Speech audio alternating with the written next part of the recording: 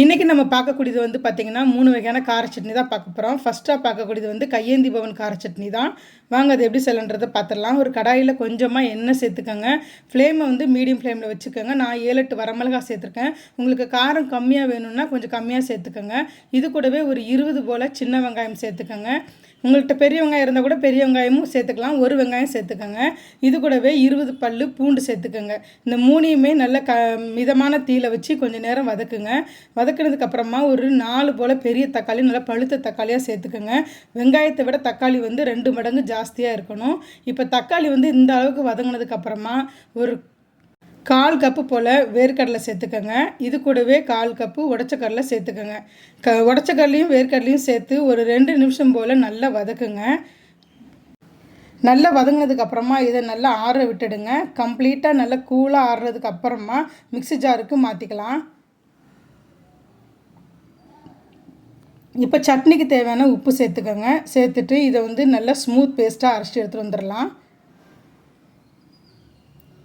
இப்போ அரைச்சிட்டு எடுத்துகிட்டு வந்தாச்சு. பார்த்தீங்கன்னா நல்லா ஸ்மூத் பேஸ்ட்டாக இருக்குது பாருங்கள். கொரகொரப்பாக இருக்கக்கூடாது. இந்த மாதிரி க்ரீமி கன்சிஸ்டன்சிக்கு இருக்கணும். இந்தளவுக்கு அரைச்சிட்டதுக்கப்புறமா ஒரு பாத்திரத்துக்கு மாற்றிக்கலாம். இந்த சட்னி வந்து கட்டியாக இருக்கக்கூடாது, கொஞ்சம் தண்ணியாக தான் இருக்கணும். அதனால் நீங்கள் எவ்வளோ தண்ணி வேணுமோ அவ்வளோ சேர்த்துக்கோங்க. இந்த மிக்ஸி ஜாரை கழுவி நான் இவ்வளோ தண்ணி சேர்த்துருக்கேன். இந்த அளவுக்கு தண்ணி சேர்த்துக்கலாம். இன்னும் கொஞ்சம் தண்ணி கூட நீங்கள் வேணும்னா சேர்த்துக்கோங்க. இப்போ இதுக்கு ஒரு தாளிப்பு கொடுத்துடலாம். ஒரு தாளிப்பு கரண்டியில் கொஞ்சமாக எண்ணெய் சேர்த்துக்கோங்க. இது கூடவே 1 டீஸ்பூன் போல் கடுகு, 1 டீஸ்பூன் போல் உளுத்தம்பருப்பு, ஒரு 4-5 போல் காஞ்ச மிளகாய் விதையை எடுத்துகிட்டு சேர்த்துக்கோங்க. அது கூடவே கொஞ்சம் கருவேப்பிலை. இது எல்லாத்தையுமே நல்லா பொரிஞ்சதுக்கப்புறமா சட்னியில் சேர்த்துடுங்க. அவ்வளோதான், கையேந்தி பவன் கார சட்னி தயாராகிடுச்சு. சூப்பராக ரெடி ஆகிடுச்சு பாருங்கள். இது வந்து இட்லி தோசையோட சூப்பராக இருக்கும். இதை வந்து தொட்டு சாப்பிடக்கூடாதுங்க. நல்லா தளர ஊற்றி நல்லா பிசைஞ்சு சாப்பிட்டா தான் ரொம்பவே டேஸ்ட்டாக இருக்கும். நீங்களும் ட்ரை பண்ணி பாருங்கள். இப்போ அடுத்ததாக நம்ம பார்க்கக்கூடியது பார்த்திங்கன்னா சின்ன வெங்காய கார சட்னி தான் பார்க்க போகிறோம். வாங்க அது எப்படி செய்யலான்றது இப்போ பார்த்துடலாம்.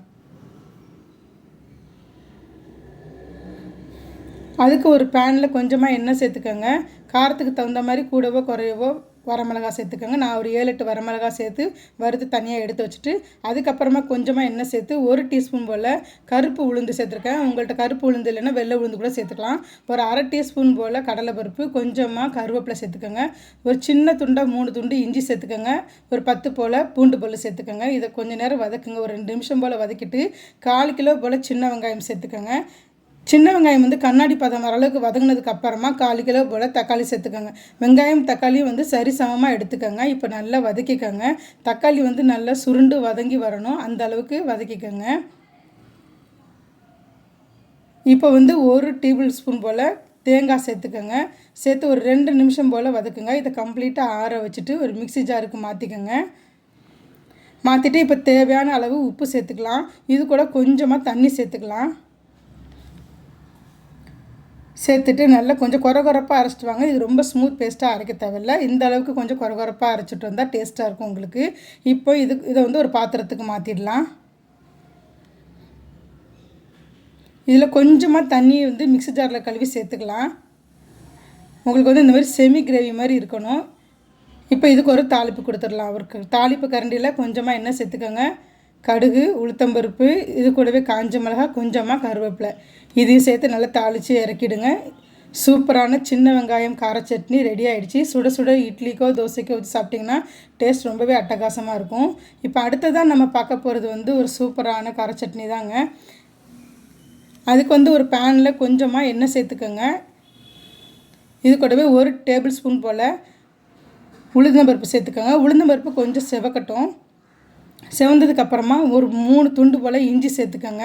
நான் குட்டி குட்டியாக கட் பண்ணி சேர்த்துருக்கேன். இது கூடவே 4 பச்சை மிளகாய் காரத்துக்கு தகுந்த மாதிரி சேர்த்துருக்கேன்.